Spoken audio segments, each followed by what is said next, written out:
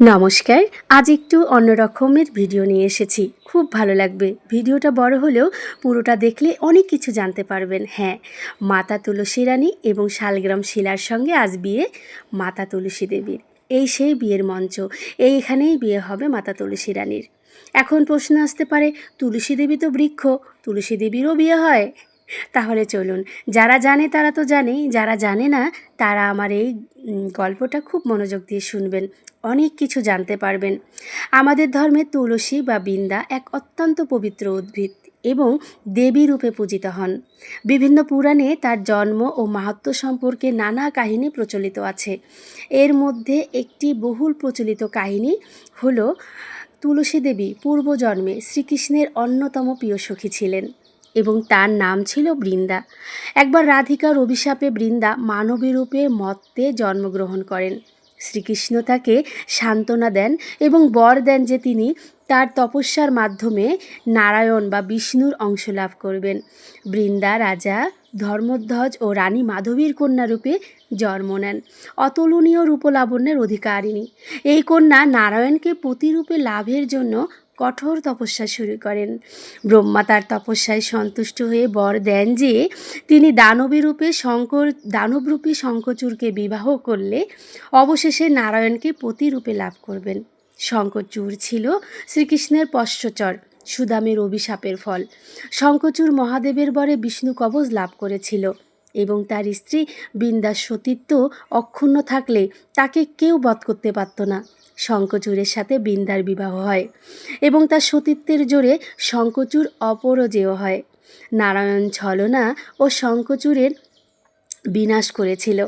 শঙ্খচূড়ের অত্যাচারে অতিষ্ঠ হয়ে দেবতারা শিবের শরণাপন্ন হন, কিন্তু শঙ্খচূড়কে বধ করা যাচ্ছিল না। তখন দেবতারা নারায়ণের কাছে সাহায্য চান। দেবতাদের দুর্দশা দেখে নারায়ণ শঙ্খচূড়ের রূপ ধারণ করে বৃন্দার সতীত্ব নষ্ট করার জন্য বৃন্দার কাছে উপস্থিত হন। বৃন্দা তাকে নিজের স্বামী মনে করে তার সঙ্গে মিলিত হন। এই সময় সতীত্ব ভঙ্গ হওয়ার ফলে মহাদেবের হাতে শঙ্খচূড়ে নিহত হয়। তুলসী ছলনা বুঝতে পেরে অত্যন্ত ক্রুদ্ধ ও ব্যথিত বৃন্দা নারায়ণকে অভিশাপ দেন যে তিনি পাষাণে মানে পাথরে পরিণত হবে। এই জন্য কিন্তু নারায়ণকে আমরা শিলারূপেও পূজা করি। নারায়ণ সেটা মেনে নিয়েছিলেন এবং শালগ্রাম শিলারূপে আবির্ভূত হন। পরে বৃন্দা নিজ ভুল বুঝতে পেরে দেহত্যাগ করার সিদ্ধান্ত নেন। তখন নারায়ণ তাকে বর দেন যে তিনি দিব্য দেহ ধারণ করে গোলকে শ্রীকৃষ্ণকে পতিরূপে লাভ করবেন। তার পবিত্র দেহ থেকে গণ্ডকী নদী উৎপন্ন হবে, তার চুল থেকে তুলসী বৃক্ষ উৎপন্ন হবে, যা হবে সকলের পূজনীয়া। আমরা সেই তুলসী দেবীকেই পুজো করে থাকি। তুলসী বৃক্ষ সমস্ত ফুলের থেকে শ্রেষ্ঠ হবে। তুলসী পাতা ছাড়া বিষ্ণুর কোনো পূজাই সম্পন্ন হবে না। এইভাবে বৃন্দা দেবী পৃথিবীতে তুলসী বৃক্ষরূপে আবির্ভূত হন এবং শ্রীকৃষ্ণের প্রিয়তমা হিসাবে পূজিত হয়ে থাকেন। প্রতি বছর কার্তিক মাসের একাদশী তিথিতে মানে উত্থান একাদশী তিথিতে শালগ্রাম শিলার সাথে তুলসী মাতার বিবাহ হয়ে থাকে।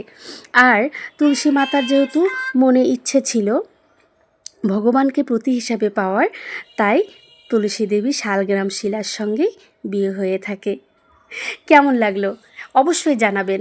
আমি কিন্তু গল্প বলতে বলতে মায়ের হলুদ কোটা, জল ভরা, তুলসী গাছের বিয়ের উপলক্ষে, তারপর 7 পাক শুভদৃষ্টি সবই দেখে ফেলেছেন। এখন চলছে মালাবদল। হ্যাঁ, আমাদের বিয়ের মতো করেই মাতা তুলসী দেবী এবং শালগ্রাম শিলার বিয়ে হচ্ছে। আমিও এই প্রথমবার এই বিয়েতে অংশগ্রহণ করেছিলাম। খুব ভালো লেগেছে। সবাই বিয়েকে কেন্দ্র করে হরে কৃষ্ণ মন্ত্র পড়ছিল, হরে কৃষ্ণ করছিল এবং ভগবানের উলুধ্বনি দিচ্ছিল।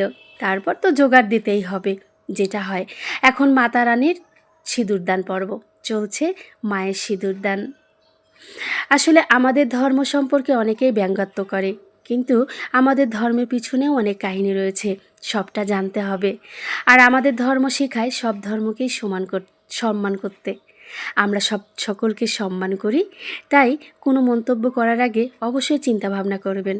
বিয়ে বাড়ি বলে কথা, প্রসাদ তো হবেই, তাই ভগবানকে এবং তুলসী মাতাকে যে প্রসাদ নিবেদন করা হলো, তারপর সেই প্রসাদ সকল ভক্তবৃন্দর মাঝে বিতরণ করা হবে। কি সুন্দর না? তারপর তুলসী মাতা এবং নারায়ণ শিলার গিট বেঁধে দেওয়া হলো। সম্পূর্ণ আমাদের বিয়ের মতোই বিয়ে হয়েছে। সবাই খুব খুশি, সবাই নাচছে বল হরি হরি বল করে। সত্যিই তো তাই। কেমন লাগলো জানাবেন। ভালো লাগলে অবশ্যই লাইক করবেন, কমেন্ট করবেন।